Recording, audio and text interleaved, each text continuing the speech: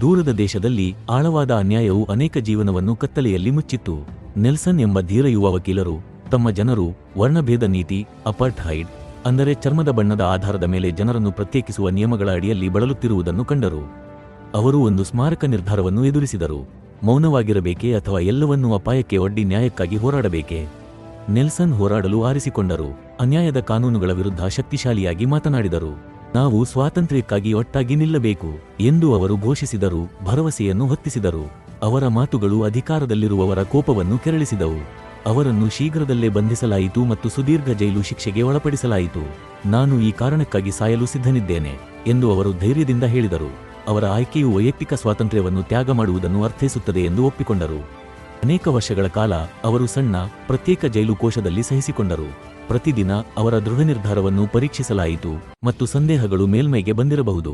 ಆದರೂ ಅವರು ನ್ಯಾಯಯುತ ಪ್ರಪಂಚದ ತಮ್ಮ ಕನಸಿನಿಂದ ಎಂದಿಗೂ ವಿಚಲಿತರಾಗಲಿಲ್ಲ. ಜೈಲಿನ ಗೋಡೆಗಳ ಹಿಂದೆಯೂ ಇತರರಿಗೆ ಸ್ಫೂರ್ತಿ ನೀಡಿದರು. ಅವರು ಸಣ್ಣ ತರಕಾರಿ ತೋಟವನ್ನು ಸಹ ಬೆಳೆಸಿದರು. ಅದು ನಿರಂತರ ಭರವಸೆಯ ಶಾಂತ ಸಂಕೇತವಾಗಿತ್ತು.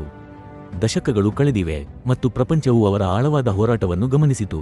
ಜಾಗತಿಕ ನಾಯಕರು ಅವರ ಬಿಡುಗಡೆಗೆ ಒತ್ತಾಯಿಸಿದರು ಮತ್ತು ಜೈಲಿನ ಗೇಟ್ಗಳು ಅಂತಿಮವಾಗಿ ತೆರೆದವು. ನೆಲ್ಸನ್ ವಯಸ್ಸಾದವರಾದರೂ ಶಕ್ತಿಯಿಂದ ಪ್ರಜ್ವಲಿಸುತ್ತಾ ಒಂದು ರಾಷ್ಟ್ರದ ಹೃತ್ಪೂರ್ವಕ ಹರ್ಷೋದ್ಗಾರಗಳ ನಡುವೆ ಹೊರಬಂದರು.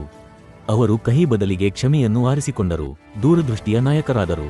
ತಮ್ಮ ದೇಶವನ್ನು ಶಾಂತಿಗೆ ಕರೆದೊಯ್ಯುವಾಗ ನ್ಯಾಯಕ್ಕಾಗಿ ತಮ್ಮ ಧೈರ್ಯಶಾಲಿ ನಿಲುವಿಗೆ ಅವರು ಎಂದಿಗೂ ಪಶ್ಚಾತ್ತಾಪ ಪಡಲಿಲ್ಲ.